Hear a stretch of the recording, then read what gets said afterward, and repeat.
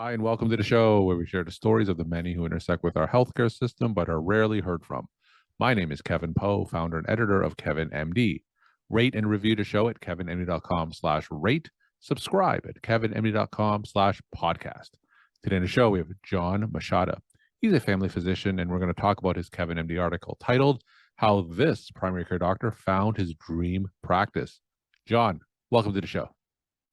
Happy to be here, Kevin. So we're going to get into your article in a little bit. First off, briefly share your story and journey to where you are today. I'm a family doc, been a family doc for 38 years, studied at Michigan State, traveled to Boston where I opened an independent primary care practice, subsequently moved to Rhode Island where I served at federal qualified health centers for nearly 15 years, and 11 years ago opted to go independent again. And I've been a solo, independent, micro practice family doc for the past 11 years. Now, solo, family, micro practice. So I'm really solo. No nurse, no secretary, no biller. I'm all you got if I'm your doctor. So tell me about your years. You said 30 something years as a primary care doctor. And as fewer and fewer medical students are opting for primary care. So before we talk about your micro practice, just tell me about what kept you going in primary care. Well, family practice gives you a wonderful opportunity to really connect with people and often families in a really personal way. And I know it sounds a little airy-fairy, but I went into medicine because I really did want to help people. And I think I did that. But the rewards I got were people rewarded me with having relationships that gave my life meaning. So you hear about things whenever I talk to medical students beyond a pay disparity between primary care and specialists, and these medical students graduate with hundreds and thousands of dollars in debt. But there's a lot of obstacles that prevent that relationship between doctors and patients, whether it's the electronic medical records, whether it's all the regulations and bureaucracy that really obstruct that relationship. So I guess my question is, how can we maintain those relationships that's really at the core of primary care, despite everything that works against that? Well, in fact, and this is without being a sycophant, there's a wonderful article on Kevin MD over the past couple of days written by a vascular surgeon, if I remember, that reminds us that medicine or the practice of medicine has become easy, but healthcare has become harder. I label it the corporatization of medicine. Uh, as you probably know, the administrative role in medicine has grown exponentially over the past 4 decades. And the result of that is doctors are required to work harder and harder, spending less and less time with patients and diverting revenue to overhead.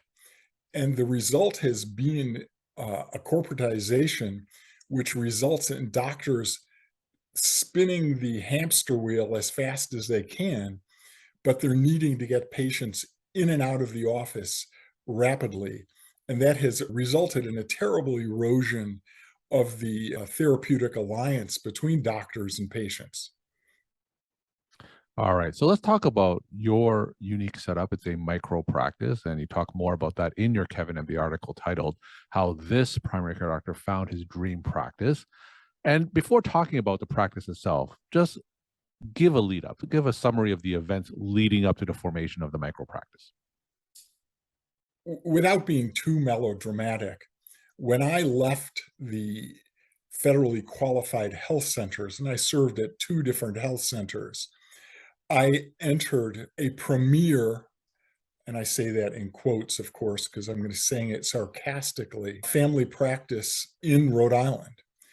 And after really a month, perhaps, probably less, I realized that ostensibly the practice was there to serve patients, but in fact, it was a mill. I was expected to see patients every 10 minutes, and it was just a horrible experience. So I contacted my doctor, with whom I now share a medical suite. She has a couple of rooms, I have a couple of rooms. We co-own the condo. And when I informed her that I wanted to transition uh, to be her partner effectively, we share expenses in the condo. She was delighted because we share call and the like. And of course, being the thoughtful guy that I am, I went to the owners of the practice that I wasn't happy with. And I said, "Well, it's really not working out for me. It can't be that great for you all. I'd like to give a month's notice so I can transition to this new practice." They, of course, said, "You're out of here the end of the week."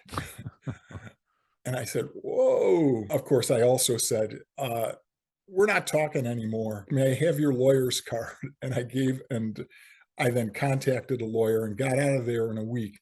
And happily, the woman with whom I share the office condo is one of the sweetest, brightest doctors you'll ever meet. And she made a 1 week transition possible. I literally didn't have any furniture.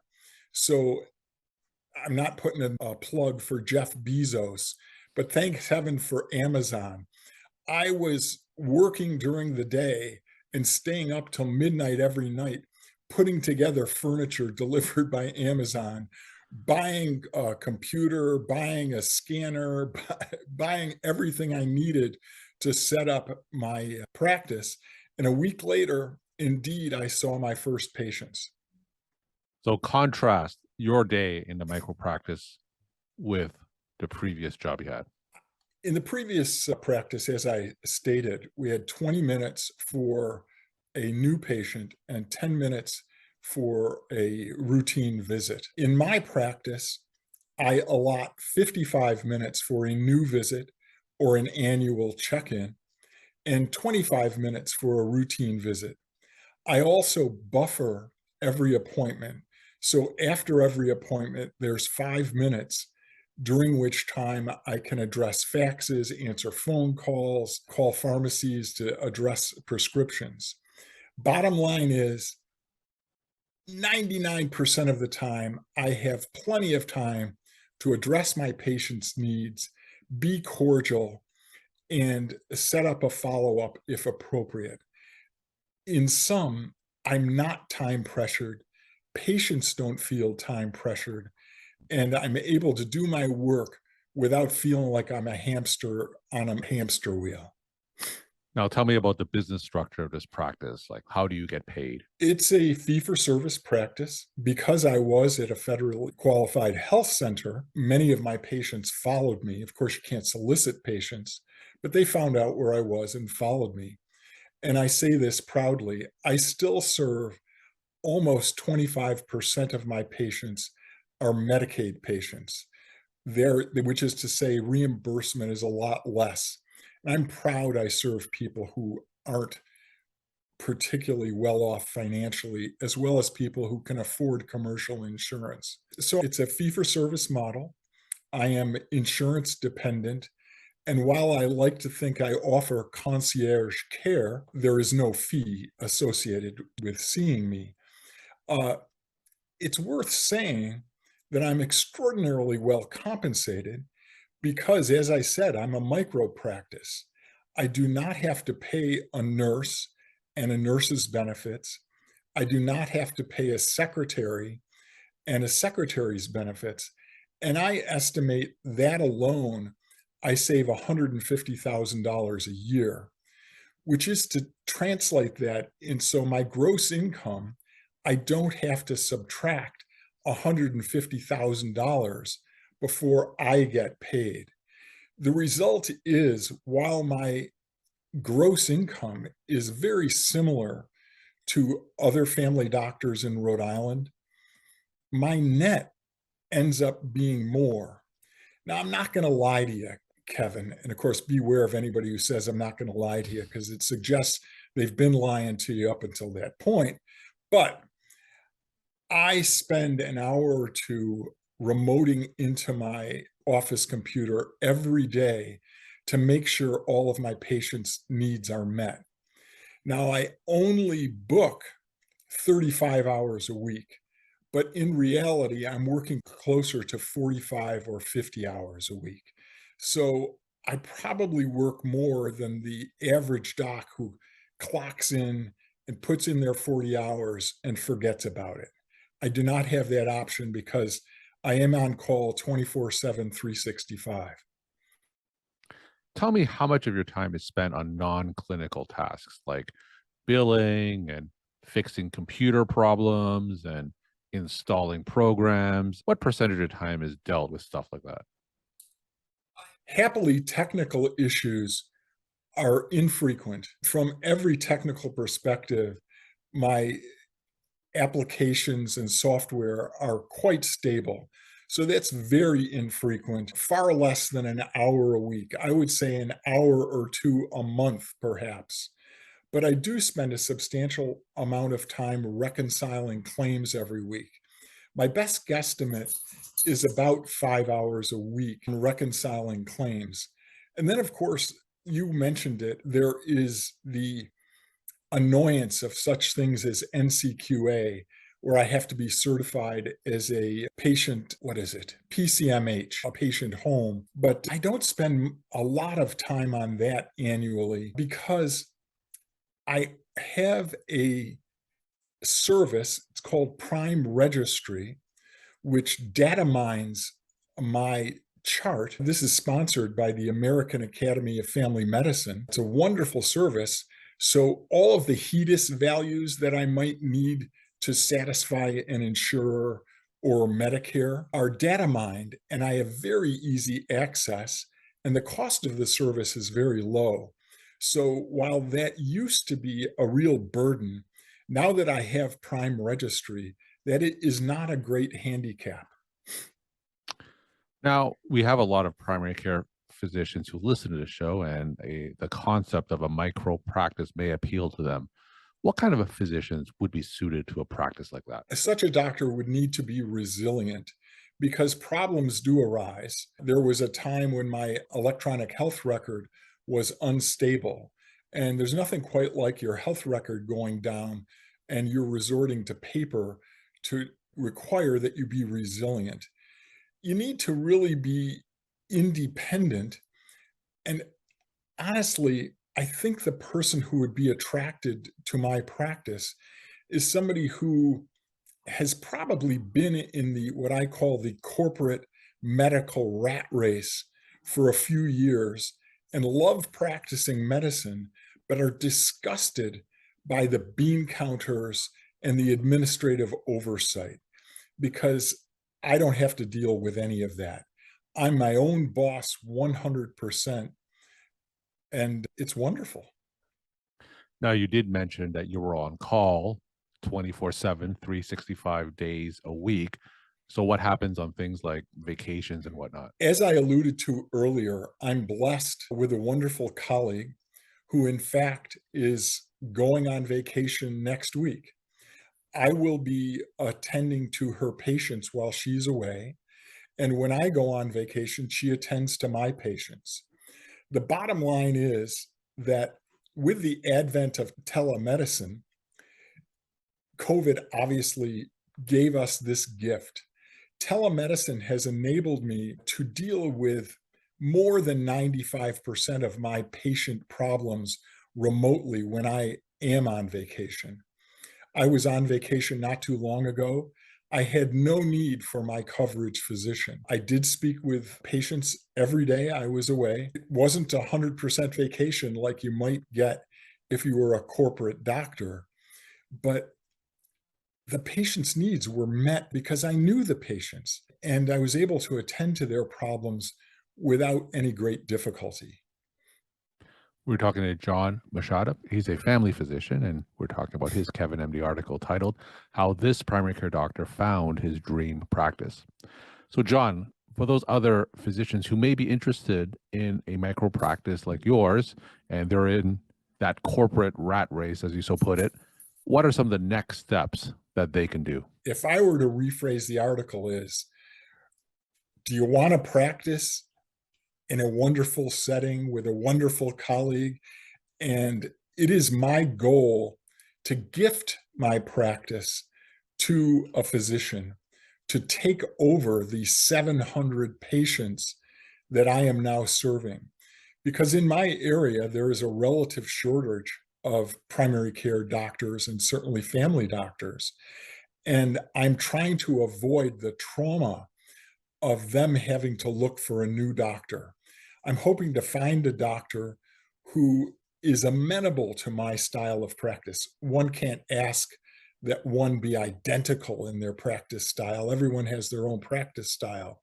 But that is my goal, to find a doctor who lives not too far away from me, who'd like to literally sit in the chair and look at the computer screen that I'm looking at every day and use the computer database so they get 700 patients gifted to them. So their first visit is the easiest visit Mhm. you ever saw. That's my goal, is to attract one doctor who will sit in my chair. So, short of taking over your practice, what other resources can you recommend if someone wanted to start a macro practice of their own? There are a ton of resources. And one thing I would recommend is to literally get in touch with me. Although I'm a busy doc, I would love to serve as a mentor to somebody looking to explore this route. And I say that with all sincerity because I believe this preserves an option for patients who do not want to be served by what I call corporate medical doctors. Beyond that, you need to set up the various software applications to enable you to be independent. And happily, they are out there. My EHR is inexpensive. I remote into my computer for free. I have a clearinghouse that is very inexpensive. But essentially, it's having the apps that enable you to be independent. For example, I have a scheduler. I don't need a secretary because I have literally all I have is a voice answering machine and I attend to all my calls before the day ends. But that's my secretary for calls. And if patients want to make an appointment, they simply go on my website, they hit the scheduler, and they make an appointment, which helps to explain why you don't need a secretary. I don't need a nurse because I have time to do vital signs. I have time to take a medical history. I'm not dependent on a nurse to preload a medical history. But the actual mechanics, I should write another article for you, Kevin, outlining what you need to do to set up a micro practice. Because I think this short interview setup that we're doing today doesn't lend itself to running through.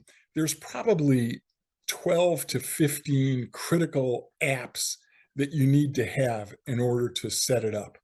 Uh, all of which are free or nearly free, but I'm going to write that article. So there's a commitment. That's my next Kevin MD article. I'll be looking forward to it. And my final question, your take home messages to the Kevin MD audience. You don't have to be a corporate master. You can be your own master. As I like to say, my boss is a expletive, but I never disagree with him. You can be your own boss. It's the best decision I've ever made, except marrying my wife. John, thank you so much for sharing your story, time, and insight. And thanks again for being on the show. My pleasure, Kevin.